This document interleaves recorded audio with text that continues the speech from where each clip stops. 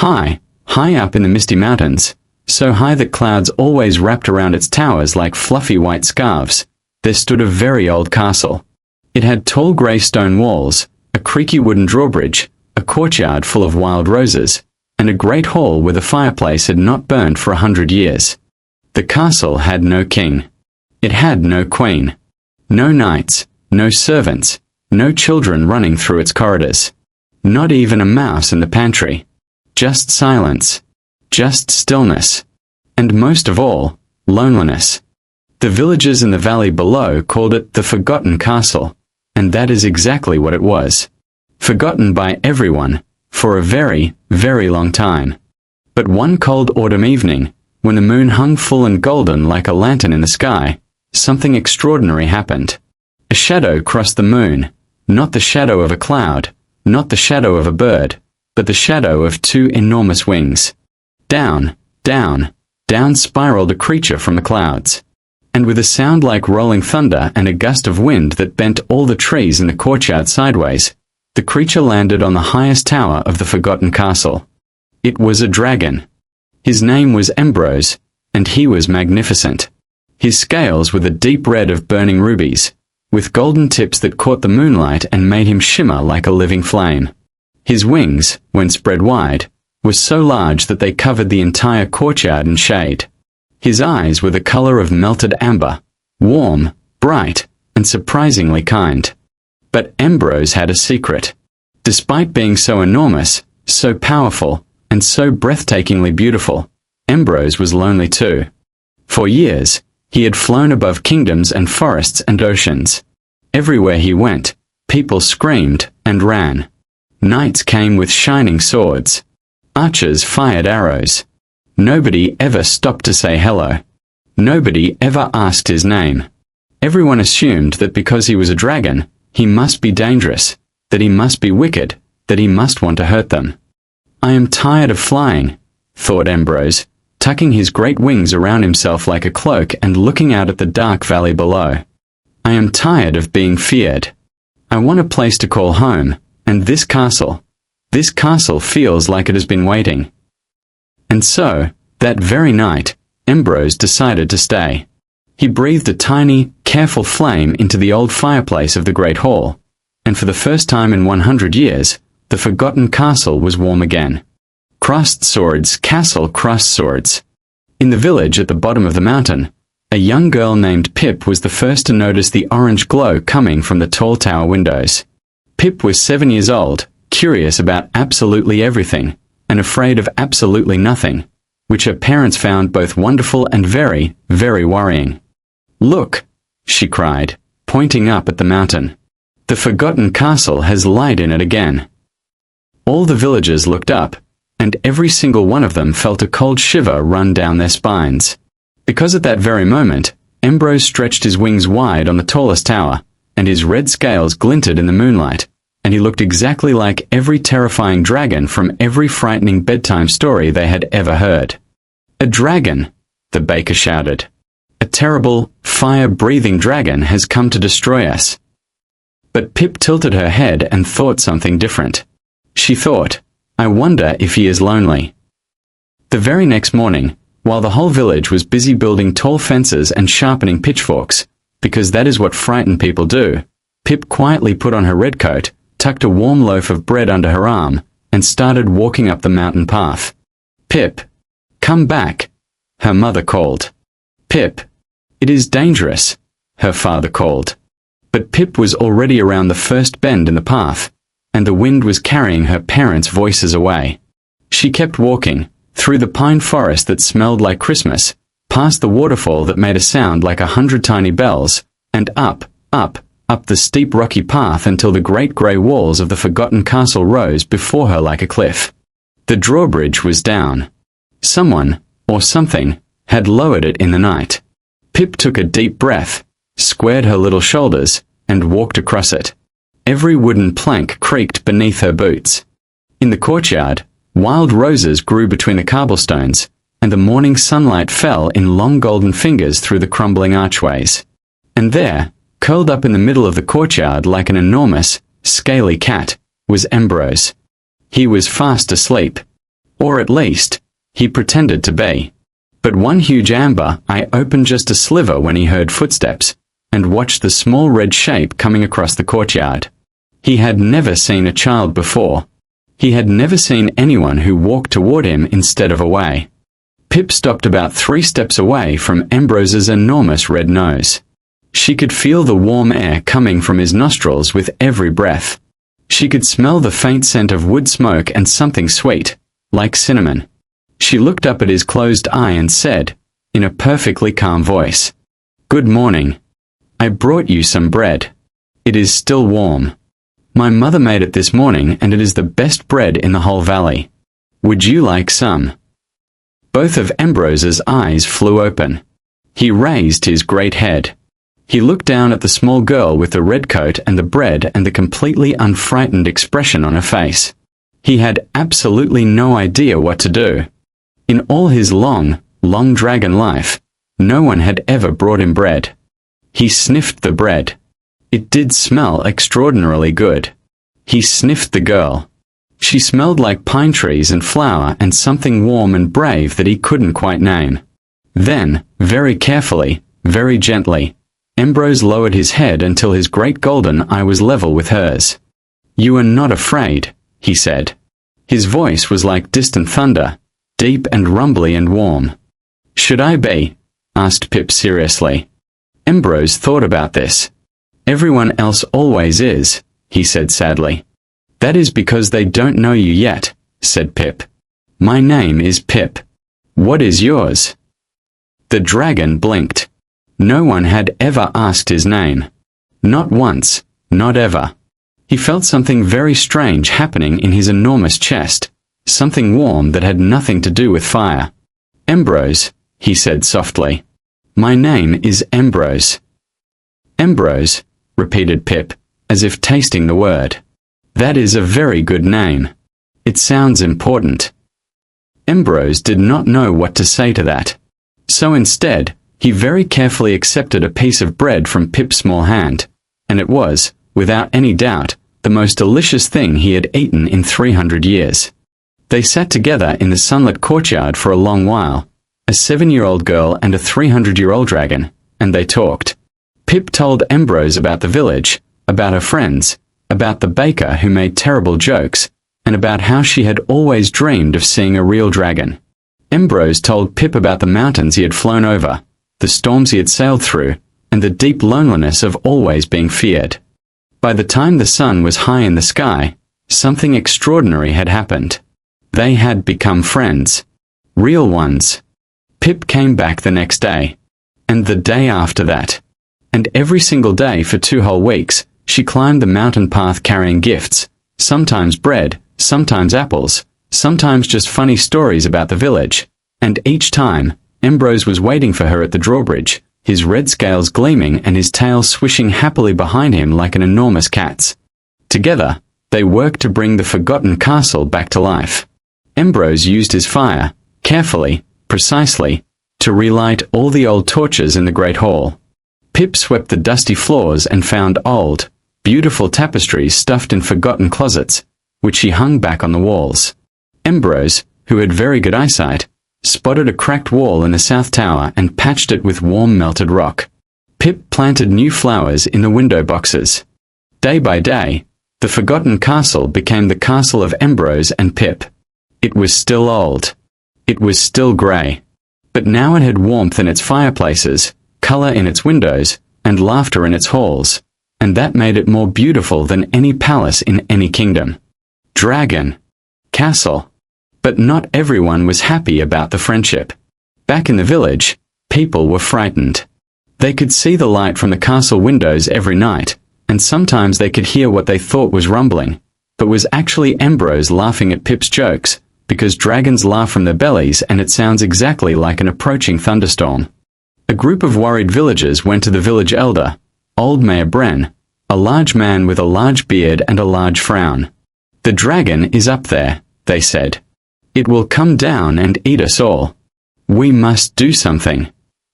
Mayor Bren stroked his beard. "I shall send the village knight," he declared. "Sir Dobbins the Brave shall ride up the mountain and deal with this beast." Sir Dobbins the Brave was, it must be said, not particularly brave. He was a kind man with a shiny helmet that was slightly too big for his head, so it often slipped down over his eyes at important moments. But he put on his armor, climbed onto his horse, and clip-clopped reluctantly up the mountain path. Pip was teaching Ambrose to play chess when they heard the horse's hooves on the drawbridge. Ambrose immediately tensed, his scales flaring brighter, smoke curling from his nostrils. He had been attacked by knights before.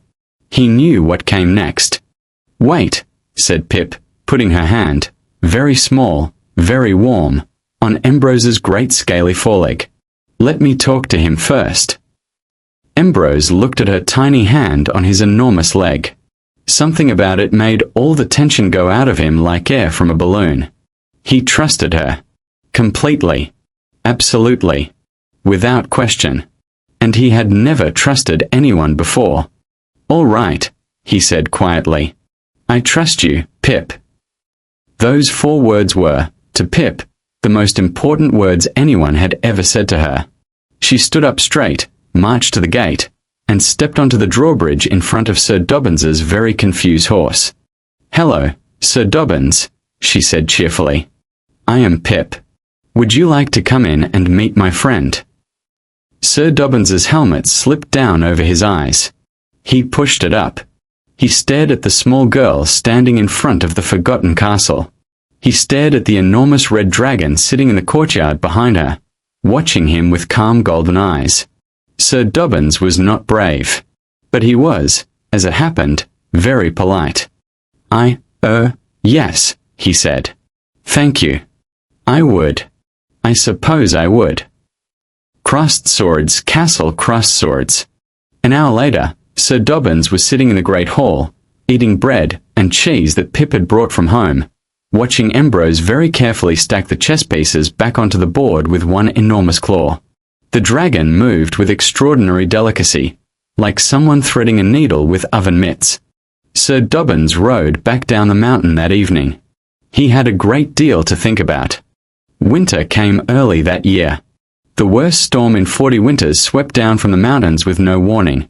Howling winds that bent the tallest pine sideways, snow that fell so thick and fast it turned the world white in minutes, and lightning that split the sky again and again. In the village, terrible things happened quickly. The mill's roof collapsed under the weight of ice. 3 fishing boats on the frozen river were crushed by fallen trees. Most frighteningly of all, the old bridge across the River Men, the only way to get from the village to the valley farms, began to crack. Old Farmer Gristle and his 2 grandchildren, 9-year-old Tomo and 6-year-old Bess, were on the wrong side of that bridge when it started to crack. They had gone to the valley farm that morning to check on the animals. Now, with the storm roaring and the ice-cold river rushing below, the bridge was groaning and splintering, and there was absolutely no way across. The river was too fast, too cold, and too wide to swim. The storm was too violent for any boat. The next nearest bridge was 3 hours away through the blizzard. The villagers gathered at the riverbank and stared across the white wall of snow, and many of them wept. Pip was up at the castle with Ambrose when she saw the lights of torches flickering desperately at the riverbank far below. She pressed her face to the window and her heart sank. "Ambrose," she said quietly, "someone is in trouble." Ambrose was already at the window beside her, or rather, his enormous head was through the window, which had been enlarged some weeks ago for exactly this purpose. His golden eyes, which could see for miles even through snow, swept over the scene instantly. He could see the old man and the 2 small children, shivering on the wrong side of the broken bridge. He could see the crowd of villagers, helpless on the other side. Ambrose did not hesitate. He did not wait to be asked. He simply stood up, spread his enormous wings, and with one mighty downbeat that sent snow swirling in all directions, rose into the stormy sky. The villagers at the riverbank saw him coming through the blizzard, a vast red shape sweeping down out of the dark sky, firelight flickering in his chest, and many of them screamed. But Ambrose did not look at them. He looked at the old man and the 2 small children across the river, shivering and frightened and cold. Very carefully, very, very carefully, with all the delicacy of someone who has learned to handle chess pieces with enormous claws. Ambrose swooped low over the river and breathed a long, controlled stream of brilliant orange flame down onto the ice at the broken bridge's edge. Not to destroy, not to harm, but to melt just enough ice to reveal the deep river rocks below, creating stepping stones. Then he landed between old Farmer Gristle and the river, blocked the howling wind with his great body, spread one wing forward like a guiding hand, and waited.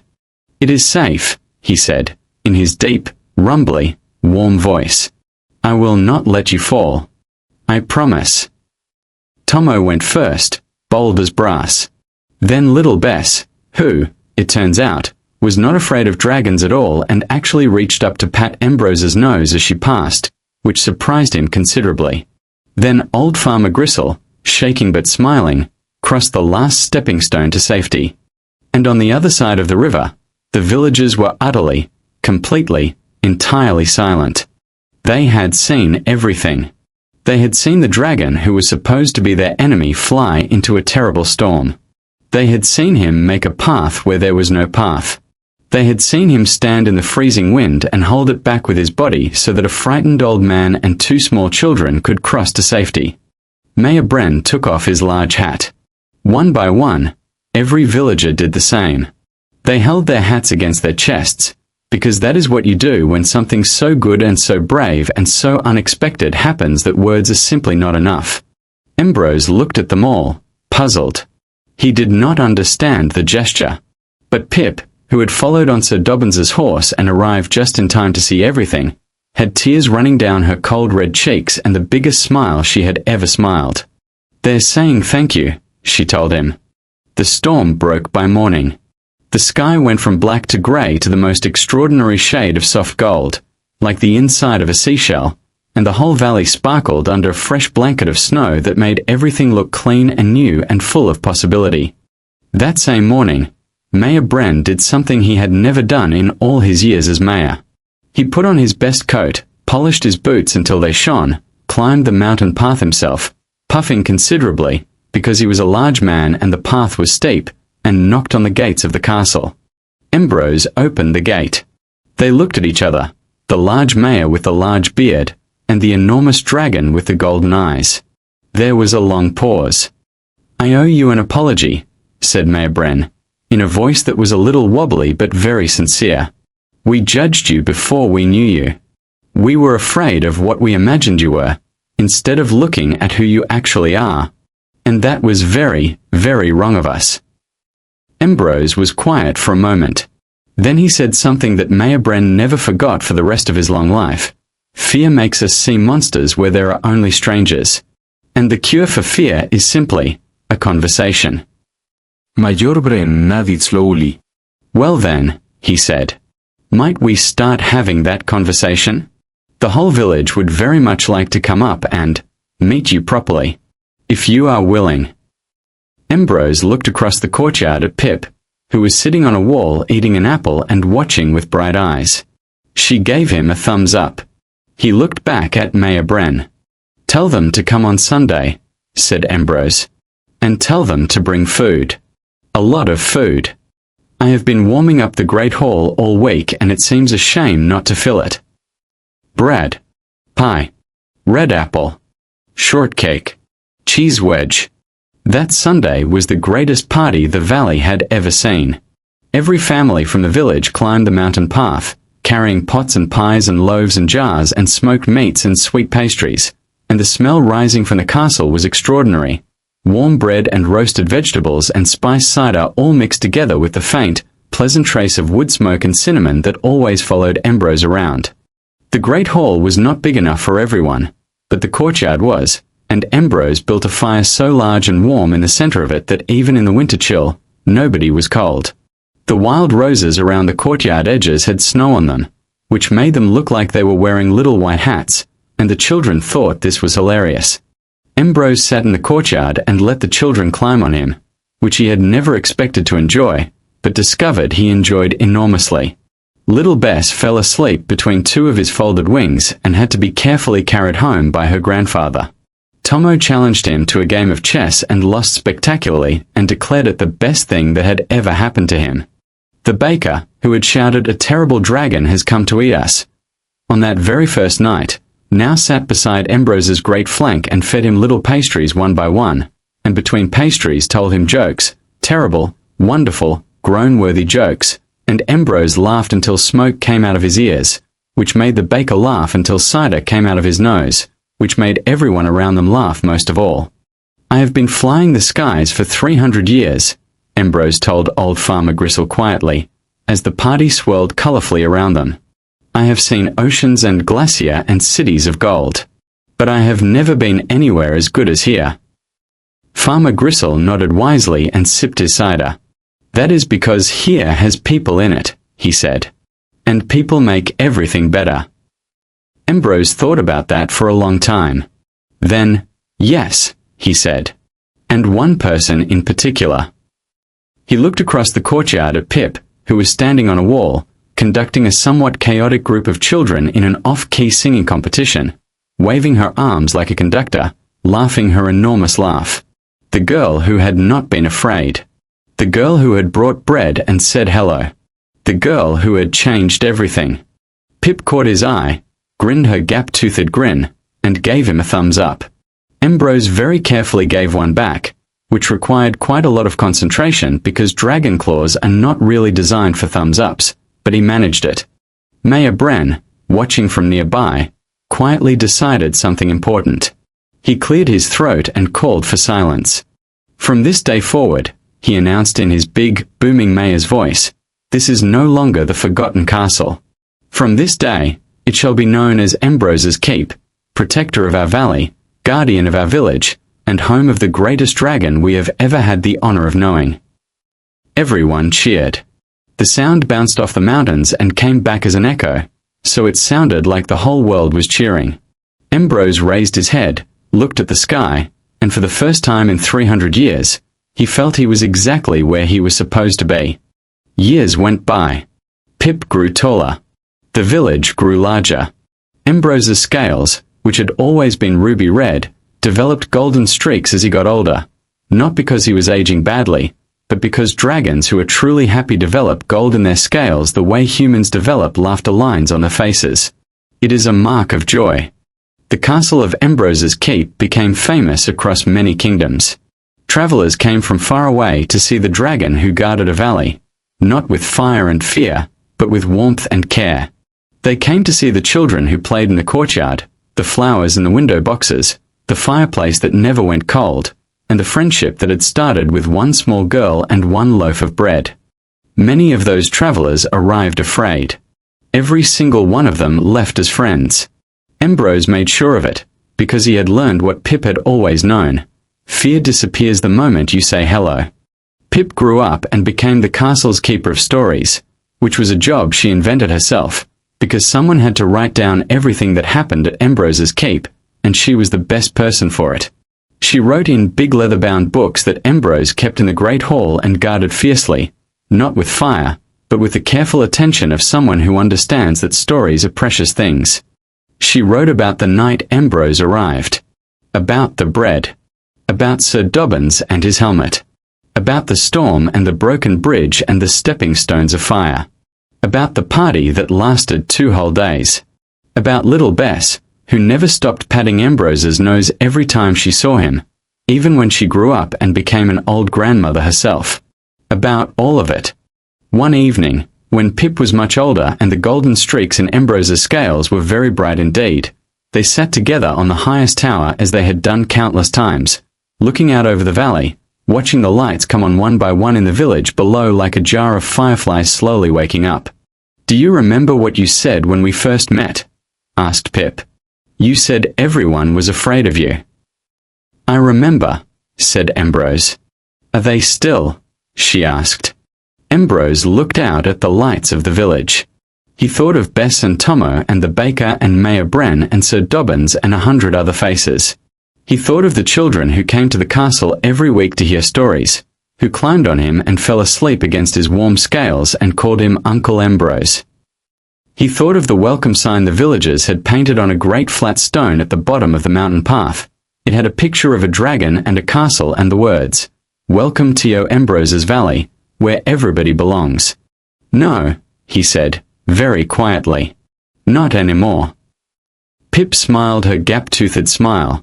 She had kept it even as an adult, because it had always been her best feature. "Good," she said. They sat in comfortable silence for a while, listening to the wind and the distant sound of the village and the steady, deep, warm sound of Ambrose breathing, which was like the sound of a great fire, content and settled and home. "Pip," said Ambrose eventually. "Thank you." "For what?" she asked. "For the bread," he said simply. "For saying hello." Pip laughed, and her laugh rang out across the valley and the mountain and probably all the way to the clouds where dragons came from, and it was the best sound in the world. Fire, red heart fire. And so it was that the forgotten castle was forgotten no more. It stood tall and warm and full of light on its mountain, watched over by a dragon with golden streaks in his scales and a girl who had never been afraid. And for as long as anyone could remember, and longer still, Ambrose's Keep was the happiest place in all the world. Because it was full of the only thing that makes any place truly magical. Friends who choose to stay.